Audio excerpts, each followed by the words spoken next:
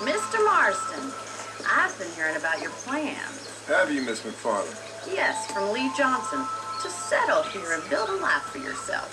I'm afraid those aren't my plans. See, I already have a life. Well, I had one, and I'm trying to reclaim it. Or maybe what you could say is I had two, and I'm trying to end one of them so the other can survive.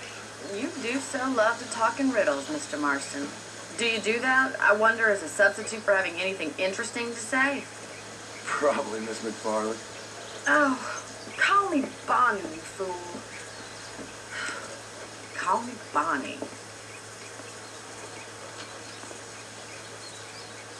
Miss McFarland, I'm married. I have a son. I had a daughter, but she died. Years before that, I rode in a gang. We robbed banks, trains, held people ransom. We killed people we didn't like. Bill Williamson was in that gang. Now, if I don't capture my former brother in arms, great harm will befall my family. Now, I don't suppose any of this is very interesting to you, but I hope it explains why I wasn't so eager to talk about it. No, I do understand. I had no idea. You poor man. Even in this new country, memories don't really fade. My father was an illiterate Scot born on the boat into New York. He never saw his homeland, but to hear him talk about it, you'd imagine he only ever ate haggis and wore a kilt. And he hated the English for what they had done to his great-grandparents that he'd never met. People don't forget. Nothing gets forgiven. That's true. Especially when it comes to money. And you know, even now, after all his labors, my father's debts are still terrible. I worry every day about us losing the ranch. It would kill him. My father died when I was 8 years old.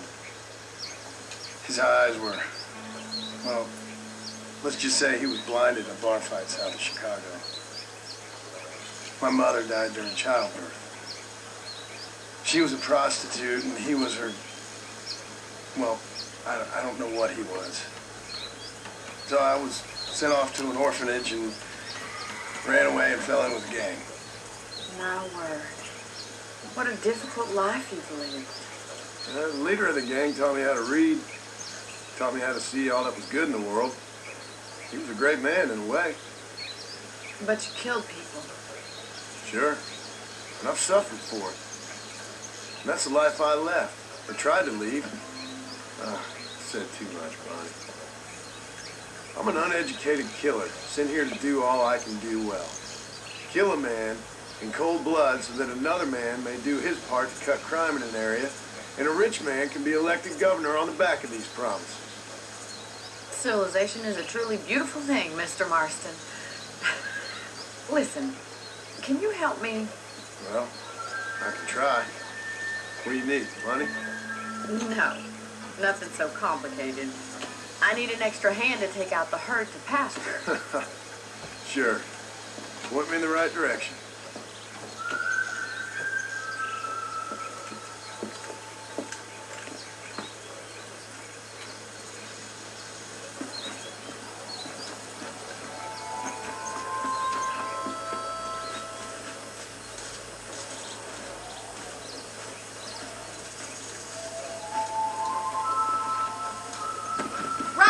Are you ready to learn how to herd some cows?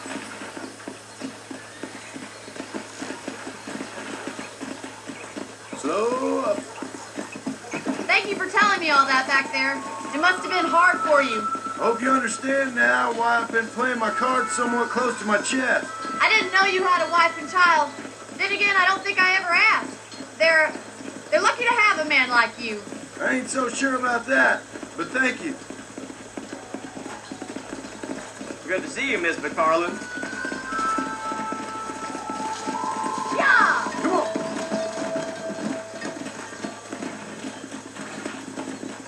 Nice job, Miss McFarland. He's got Move it up. That's it.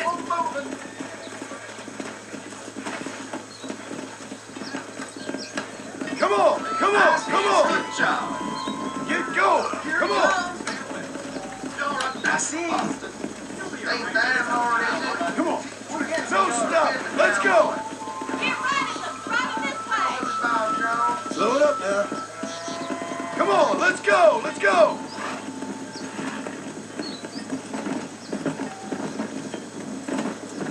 Move. Come on.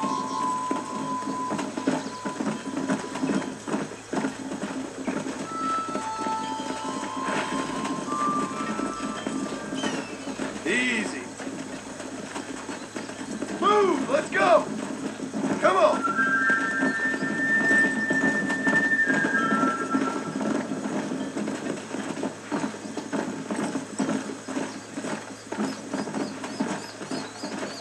He's just showing off now.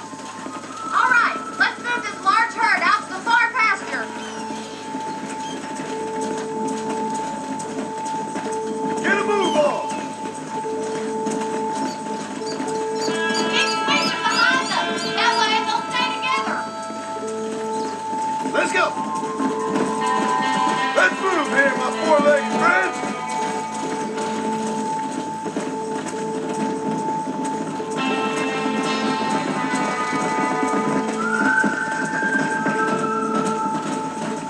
Control that horse, will ya?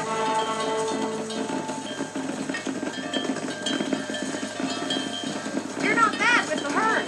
Ranching might be your true calling, Mr. Marston. Either that, or you were a cow in a past life. Thank you, Miss McFarland. I'll see you later. I have work to do back at the ranch.